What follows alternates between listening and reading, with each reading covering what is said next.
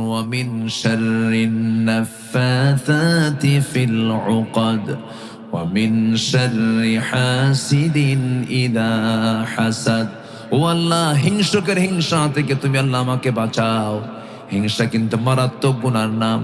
আল্লাহ রাব্বুল আলামিন শবে কদরের রাত্রিতে, লাইলাতুল বারাতের রাত্রিতে, লাইলাতুম মিন নিসফি শাবানের রাত্রিতে, বরকতময় রাত্রিতে, সব রাত্রিতে আল্লাহ রাব্বুল আলামিন বান্দার সকল বান্দাকে মাফ করেন। শুধুমাত্র মাফ করেন না, হিংসুককে মাফ করেন না, মুশরিককে মাফ করেন না, ইল্লা লিল মুশরিকিন আও ওয়া মুশাহিন, যারা হিংসুক এবং যারা এরকম ধরনের শিরকের কাজে জড়িত আল্লাহ পাক তাদেরকে কখনো মাফ করেন না। কথা কার? আসতে বলবেন না, কার? যারা শিরক করবে, মাজার পূজার বিরুদ্ধে এবং শিরকের বিরুদ্ধে নোয়াখালীতে এক ইমাম গত রাত্রিতে বক্তৃতা করার কারণে তাকে ছুরিকাঘাত করা হয়েছে। আমরা তীব্র নিন্দা জানাই। যারা এই অপকর্মের সঙ্গে জড়িত, অবিলম্বে তাদেরকে গ্রেফতার করে চূড়ান্ত শাস্তি নিশ্চিত করা হোক। আমার দেশে শিরকের একটা আক্রা আছে, হলো মাজার নামের কিছু শিরকের জায়গা আছে, আছে না নাই? আমি পীরকে মোহাব্বত করি, পীর ভালো, সমস্যা নাই, কিন্তু যে পীর নামাজ পড়ে না, যে পীর মহিলা মুরিদ নিয়ে শুয়ে থাকে, যে পীর তার মুরিদদের নিয়ে গাঁজা খাইতে খাইতে গোটা গায়ে গাঁজার গন্ধ, মশা পর্যন্ত বিরক্ত, এই সমস্ত দরবার আমার দেশে আছে না নাই? আসতে বলবেন না, আছে না নাই? এই সমস্ত মুশরিকদের মোকাবেলা করা দরকার। খুব অনেক সমস্যা আছে এদের মধ্যে। খাজা, দিল কর তাজা, ইসমে জালাল, গাজার কলকি খাওয়া হালাল। নাউজুবিল্লাহ খান আছে না? আছে কি না? আচ্ছা, পানির তলে মোমবাতি, বাও বাতাসে নেভে না, বাবার নামে হালকা দিলে ওযু গোসল লাগে না। কত বড় বদমাইশ! ওযু গোসল যার নাই, ওর কি কিছু আছে কন্ত? ও কি মানুষ না জানোয়ার?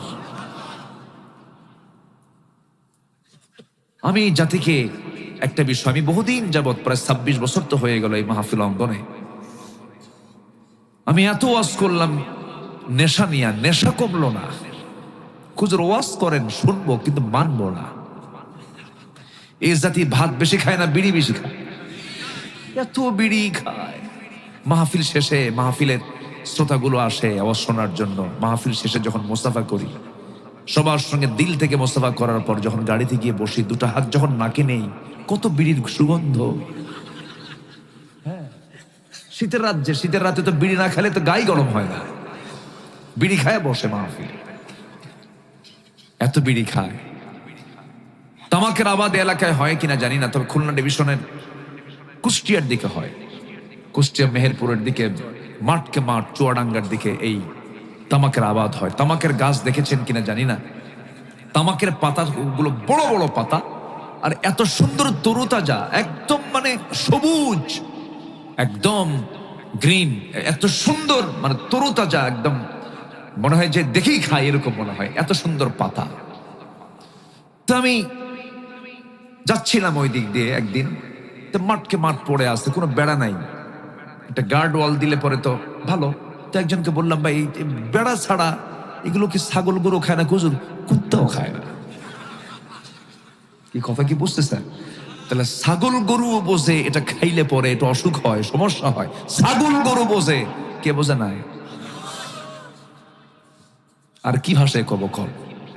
পান খান, পান খেতে আপত্তি নাই, পান খাবেন, সমস্যা নাই। রস, পানের রস উপকার, ভালো। বুড়া হয়ে গেছেন, সময় কাটে না, 3 বেলা 3টা পান খান, 60টা খাওয়া লাগবে কেন? 3 বেলা 3টা খান, 4টা খান, পান খান, সমস্যা নাই। কিন্তু পানের সাথে আবার হাকিমপুরি রহমতুল্লাহ আলাইহি কেন?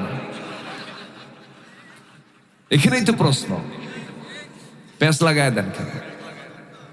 কোন নেশার দিকে আমরা যাব না। মাহফিলে এসে আবার প্রশ্ন করে, হুজুর বিড়ি খাওয়া কি জায়েজ আছে? উনি আবার চেষ্টায় আছে এটা জায়েজ করা যায় কেমন?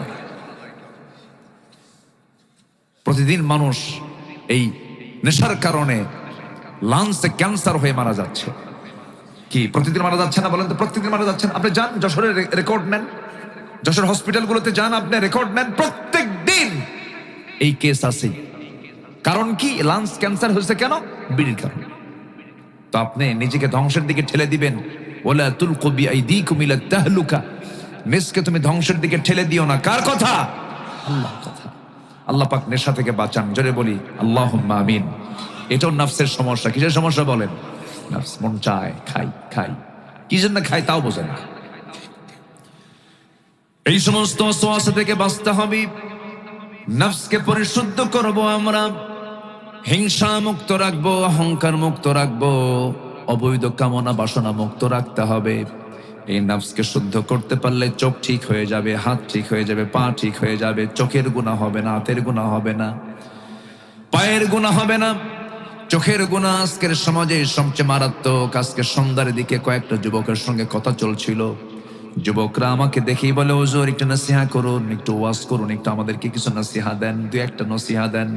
বললাম, বাবা, বর্তমান দুনিয়াতে সবচেয়ে বড় গুনাহ যে অঙ্গ দিয়ে হয় তার নাম হলো দুইটা চোখ। ডিভাইসে কখনো চোখ রাখবা না, খারাপ কিছু দেখবা না, পর্নোগ্রাফিতে আসক্ত হবে না, বিবাহ পূর্ব কোনো নোংরামি করবা না। চোখের গুনাহ থেকে বাঁচবা। আল্লাহর কসম করে বলি, সমস্ত গুনাহ থেকে আল্লাহ তোমাকে বাঁচাইয়া দিবে।